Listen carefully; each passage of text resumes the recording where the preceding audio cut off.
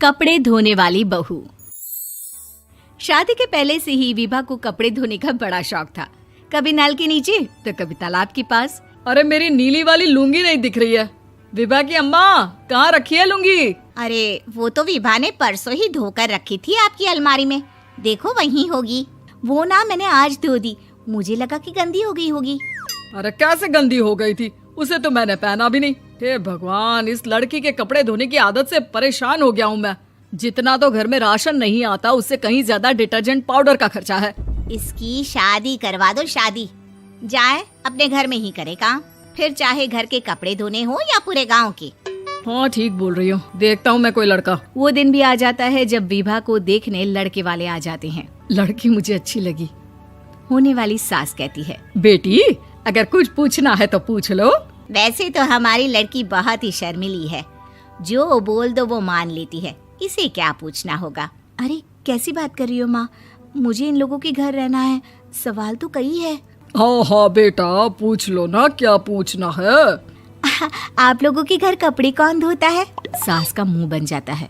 देखो, अगर तुम ये कहना चाहती हो कि तुम्हें कपड़े धोने नहीं आते तो सुन लो, कपड़े मैं ही धोती हूँ, लेकिन तुम्हारे आ जाने के बाद मैं रुमाल तक नहीं धोऊंगी। अरे चुप रहना भाग्यवान, बहू बेचारी घर आई नहीं, उसे डराना शुरू कर दिया। वो क्या है ना बिटिया, अभी तक तो ये कल्लू की माँ ही धोती थी, लेकिन अब तुम्हारे पापा तो दहेज में वॉशिंग मशीन देंगे ही। तभी विभा की माँ बोल पड़ती है, सवाल भी पूछा तो क्या। वैसे भाई साहब, मशीन की तो फिर भी कपड़े धोने की कैपेसिटी होती है। मतलब जो बिटिया दे रहे हैं ना विभा, इसे कपड़े धोने का बहुत शौक है। ये आप लोगों के क्या, आस पड़ोस गांव मोहल्ले सबके कपड़े धो दे और उफ तक ना करे। बाहर देखा नहीं आपने कितने कपड़े सूख रहे हैं? सब हमारी बिटिया ने ही तो धोए हैं। बस भी करो ना माँ, शर्म आ रही इतनी तारीफ सुनकर।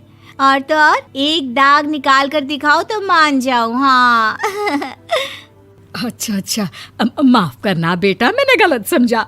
हमें तो रिश्ता बहुत पसंद है। और ऐसे जुड़ जाता है रिश्ता कपड़े धोने का शौक रखने वाली विभा का। उसकी शादी हो जाती है कोयला फैक्ट्री में काम करने वाले कल्लू के साथ। शादी के बाद अचानक विभा चिल्लाती हुई सास के पास आती है। सासू माँ, अरे सासू माँ कहाँ है आप? ये तो धोखा है, धोखा दिया आप लोगों ने मुझे। इसे ससुर के चक्कर के बारे में पता चल गया। अरे तो उसमें तुझे क्यों धोखा मिला है? अरे नल में पानी नहीं आता, कपड़े कैसे कब धुलेंगे? अच्छा, तू पानी नहीं आ रहा उसकी बात कर रही है। तो आपने क्या सोचा? कुछ नहीं। अच्छा, तेरी माँ ने कहा था कि कपड़े धोने का शौक है तुझे, याद आया मुझे। शौक बोलकर कपड़े धोने वाले मेरे जुनून को कम ना आके सासू माँ, कपड़ा धोना मेरा गुरूर है।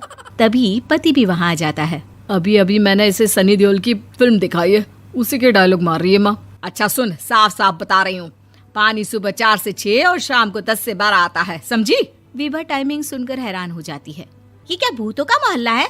सुबह 4 बजे उठकर कौन कपड़े धोता है? 4 बजे टंकी में पानी जाता है, फिर सारा दिन धोना ना, किसने मना किया?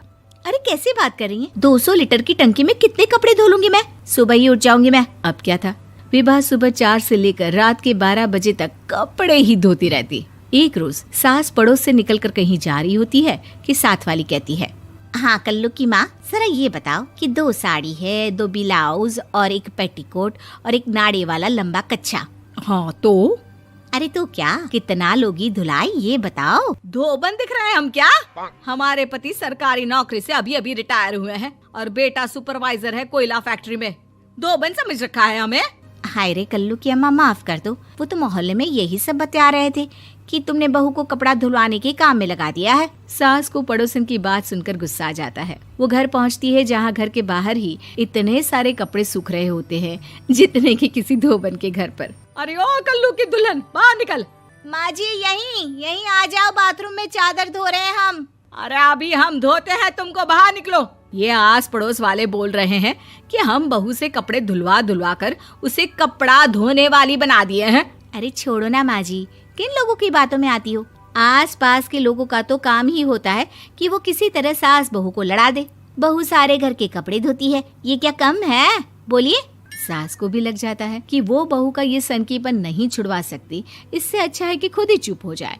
एक रोज सास और बहू मंदिर जाते हैं, जहाँ सास की साड़ी वहाँ खड़ी भीख मांगने वाली से मिलती है। माँ जी क्या बात है, आपकी साड़ी उस भिखारन से कितनी मिल रही है ना? हाँ हाँ देखो तो, दोनों की साड़ी मिल रही है। क्या बात है कल्लू की अम्मा, तुम खुद को तो अफसर की बीवी बताती हो और ऐसी सिंपल सी प्लेन साड़ी पहनकर घूमती हो। सिंपल और प्लेन नहीं है ये साड़ी। तो क्या सोने के धागे से फूल बने हैं?